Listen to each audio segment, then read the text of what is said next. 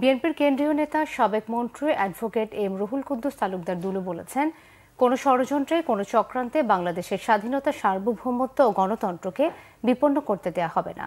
মঙ্গলবার বিকেলে নাটোর শহরের কানাইখালী পুরাতন বাসস্ট্যান্ড শহর ছাত্রদলের যুগ্ম সম্পাদক সুজনের স্মরণ সভায় যোগ দিয়ে প্রধান অতিথির বক্তব্যে তিনি এসব কথা বলেন। সভায় দুলু আরও বলেন, সোমবার যে ঘটনা প্রতিবেশী রাষ্ট্র ভারত ঘটিয়েছে তা অত্যন্ত দুঃখজনক। এই ঘটনার তীব্র নিন্দা ও প্রতিবাদ জানান তিনি। বলেন, 1971 সালে স্বাধীনতা যুদ্ধ করে এদেশের 30 লাখ শহীদ মা বোনদের রক্তের বিনিময়ে স্বাধীনতা অর্জন করেছে বাংলাদেশ।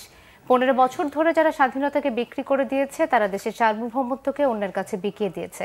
2013 সালের 2 ডিসেম্বর দুলুর মুক্তির দাবিতে আন্দোলনে নাটোরের কানাইখালী এলাকায় আওয়ামী লীগের নেতাকর্মীদের ছোড়া গুলিতে নিহত হন সুজন।